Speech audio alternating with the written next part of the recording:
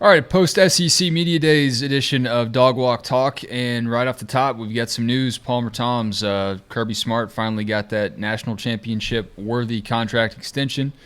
Should have known it would have happened on the 21st of the month, 2021 being the season in which Kirby earned that contract extension.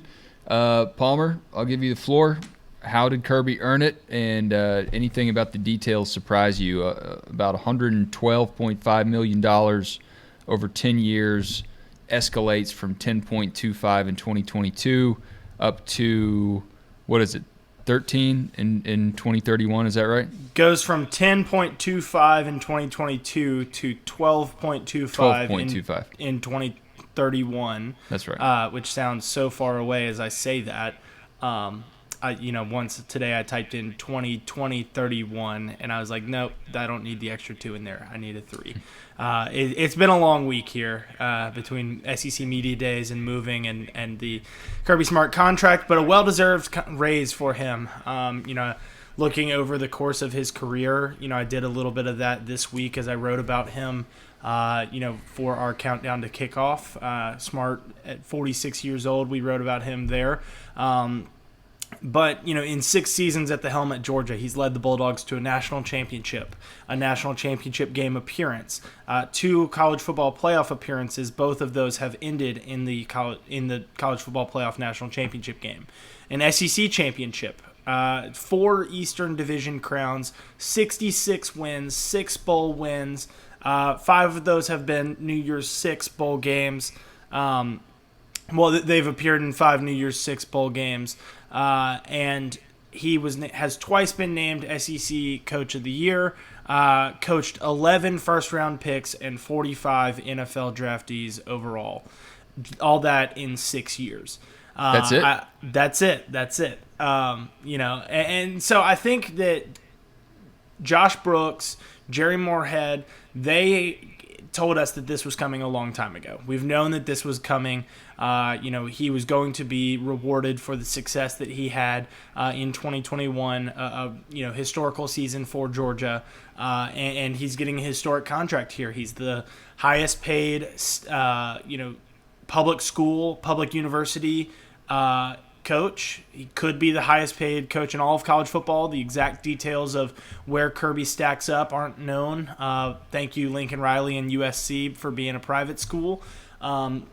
But Kirby certainly deserves this. He has put in the work at Georgia and taken Georgia to a place that it rarely has been before. And you could say that they are better positioned now than they ever have been before to take over the world of college football as we know it here in this decade.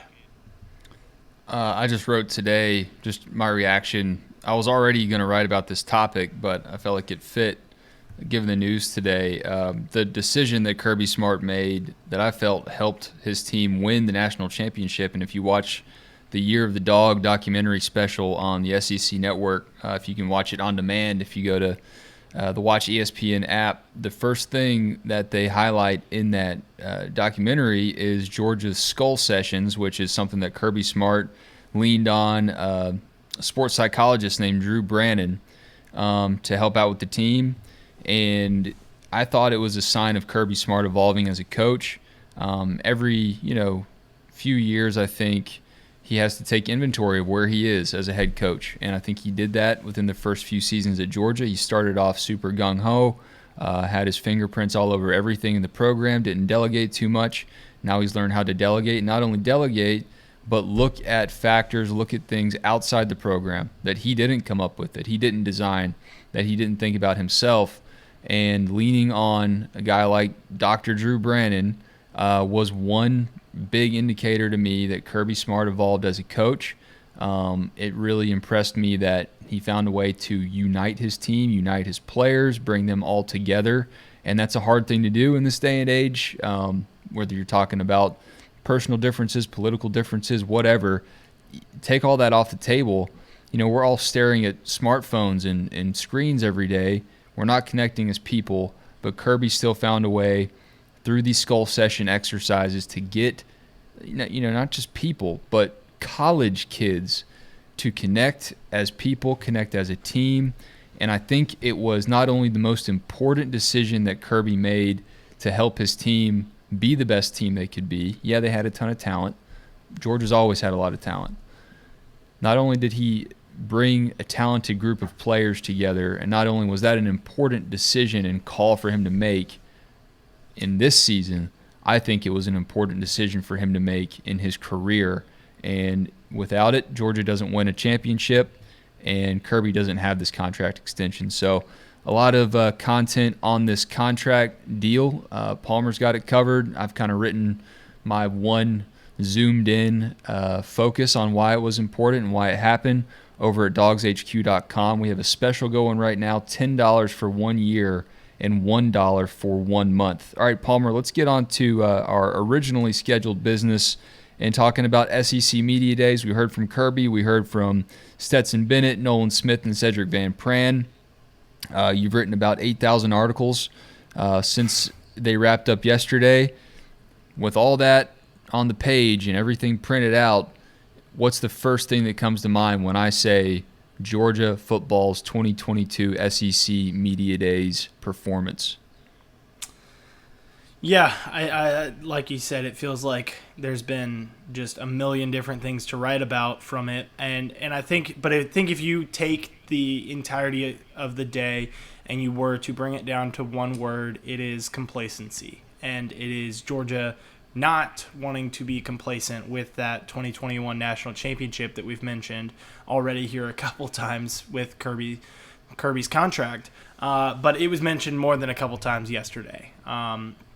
And Kirby, addressed it from the start, said, hey, I've made the rounds already this morning, and everybody wants to ask about complacency, so go ahead and do it, because, I know exactly how to answer it. George, we are not going to be complacent. We're not going to be hunted. We are going to be the hunter. And I think that is an incredible approach to take. I think he makes a really good point in saying that, the people that brought that championship back to Athens, a good portion of those are about to start suiting up in NFL training camps. 15 draft picks for Georgia, a record number there. And so those guys are gone. Georgia's got to find new leadership. They've got to find a new team identity. They can't be, you can't have the chip on your shoulder anymore of, oh, we haven't won a national championship in 41 years. We haven't beaten Alabama in this amount of time. We've got to get over those hurdles. You've gotten over those hurdles. Now, do you settle for just getting over those hurdles, or do you go get more? And I think that Kirby certainly wants more. He said that's not his DNA to just be satisfied with what he's got. He's always going to want more. And he's tried to drive that into the skulls of his players here, saying that, every time he gets congratulated on, winning the national championship, he starts to think about, he's told himself, he kind of tricks himself into these mind games here where every time he gets congratulated, he thinks about something other than the congratulations.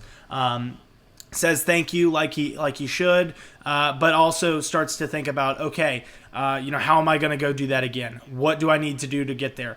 What's this third down package going to look like? How can we be better in that aspect of our program?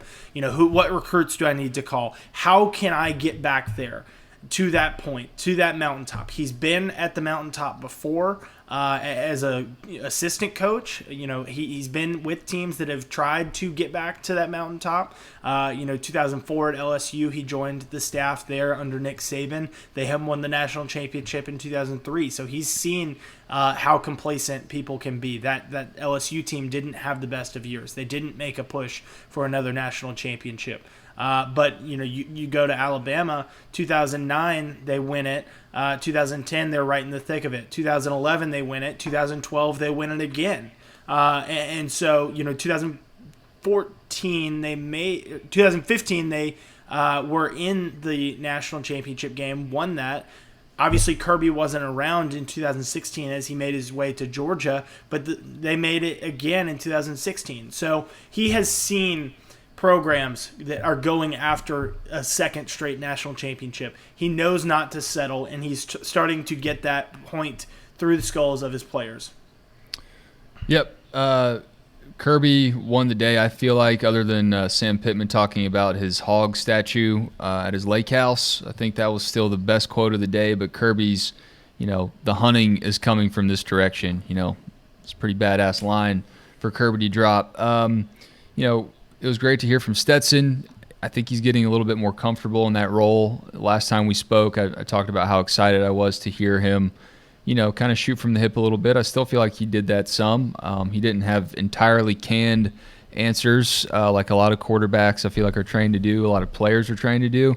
I think Georgia brought a pretty good group, and Stetson's a great representative of Georgia football, and I couldn't, really have predicted how much support he was going to get, but everyone I spoke with really believes, from SEC Network to, other national media publications and former Georgia quarterbacks, Stetson is not respected enough. Kirby said it.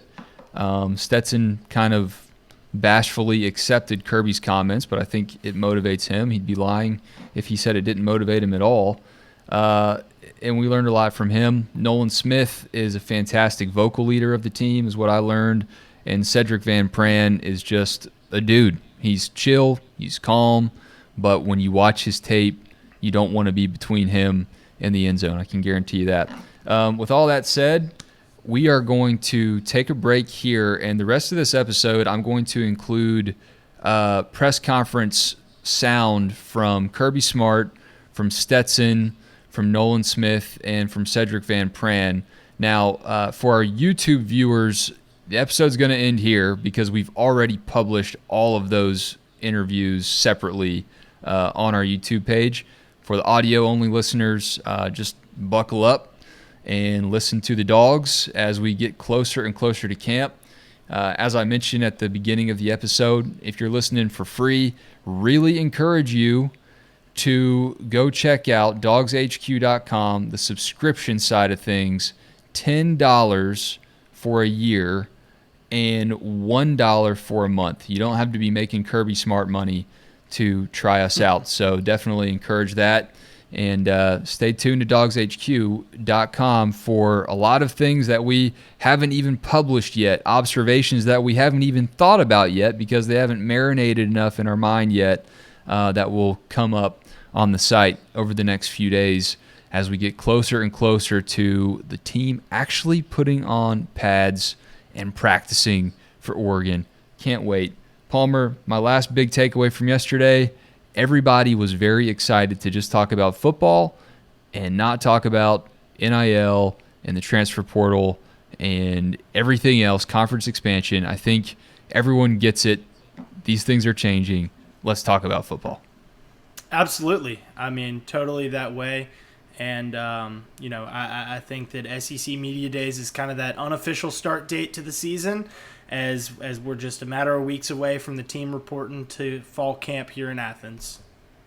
Good stuff. All right. Thanks for tuning in. YouTube viewers, head on over, just scroll through and listen to your heart's content. Audio listeners, we will be right back after this.